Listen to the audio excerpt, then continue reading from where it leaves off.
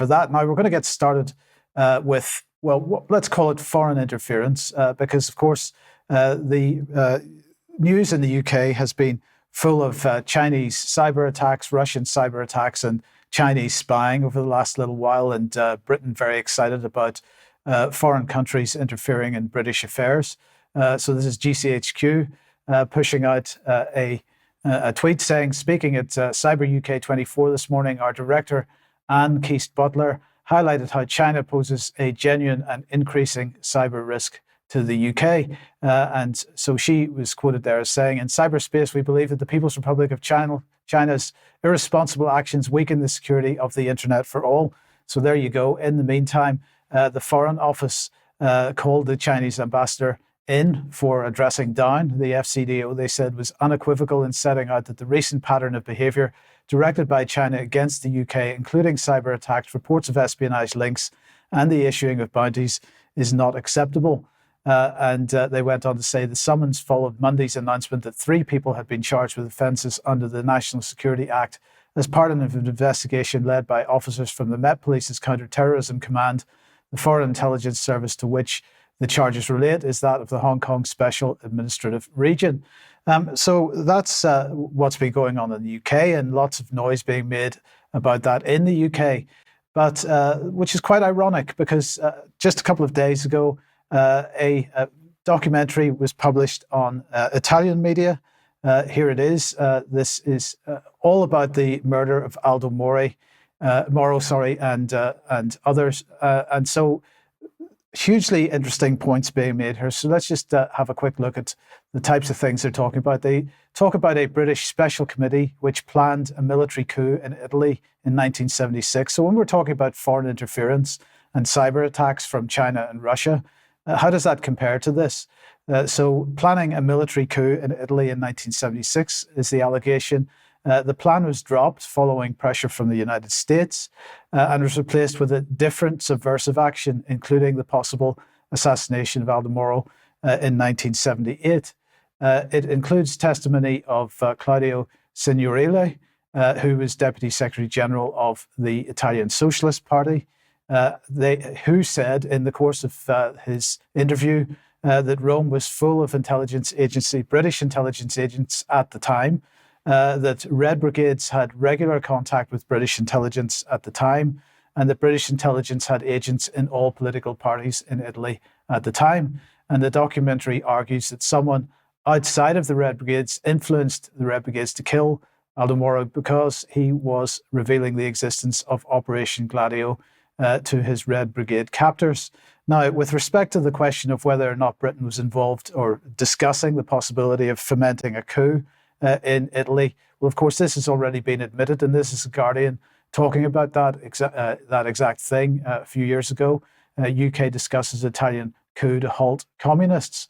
And so if we're looking at foreign interference, just briefly look at British foreign interference. And of course, that's what MI6 is all about. So let's put them on the list. Then, of course, we've got the Foreign, Commonwealth and Development Office. And I'm highlighting here the Conflict Stability and Security Fund in particular, but also the Counter-Disinformation and Media Development Programme. We've got 77th Brigade, of course. We've got the entire NGO CSO complex. That's non-government organisations, civil society organisations that are interfering in foreign countries. We have BBC Media Action, there to train journalists in the British mould in foreign countries. And of course, BBC World Service in order to propagandise foreign countries. So that's a little bit of that. But if you want to understand a little bit more about what or how the Foreign Office is funding these types of operations, have a look at the UK Column's website, FCO Spending at fcdospending.ukcolumn.org. And although this is not up to date because the Foreign Office has now stopped publishing the data, this does give an idea of the types of organisations that FCDO money is going into.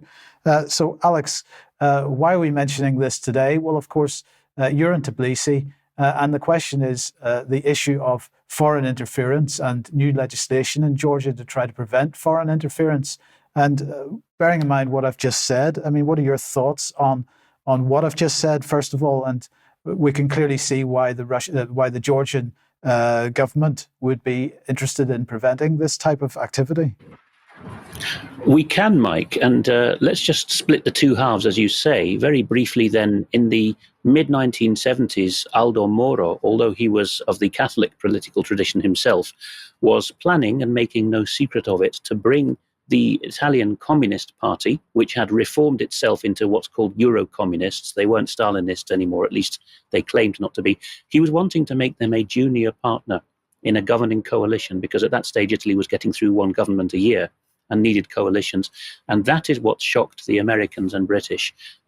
His assassination was breathtaking enough, not least because his widow testified under oath that Henry Kissinger had shortly beforehand threatened him with a sticky end if he didn't change course.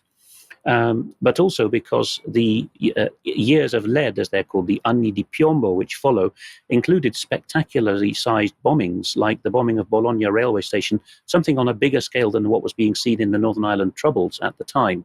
There are many overlaps of technique as well. So what we seem to be getting here is that Moro and those who have consistently seasoned politicians around him for a long time testified as such. He was assassinated probably by genuinely bad, genuinely left-wing activists. But as has always been hinted, you can search on YouTube for BBC Two Timewatch Gladio to find the long documentary about this from the early 90s. They were SIS or MI6 and Special Forces, British involvement behind that. And they were steering these men.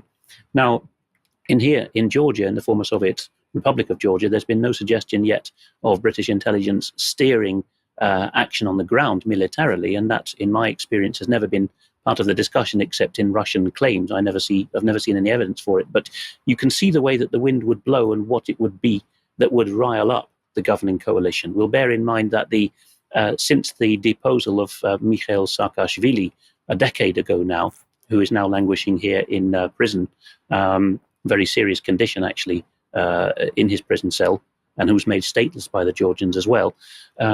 Since that time, the ruling party, and it hasn't needed a coalition much, has been called Georgian Dream and is accused by its enemies of being stooges for the Kremlin.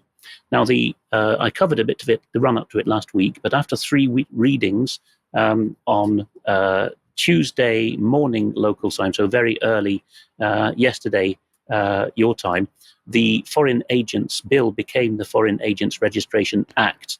So rather than give chapter and verse on what the Act contains, I hope to do that next week. Once the dust has settled, we'll look at the claims that are circulating at the moment now. So here we've got... Alex, sorry, let me just interrupt you 1 second. I'm really sorry to do that. Look, I just want to check, just before you continue with this report, because Vanessa has appeared. I just want to check we can hear her okay. We normally do these checks before the program, but if we can't hear her, then at least we got a chance to sort that out before her segment. So Vanessa, can we hear you?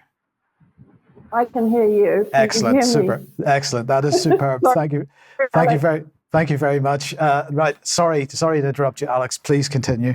That's no problem at all, and very reassuring to hear a disembodied voice from Vanessa. I'm sure the image will pop up in due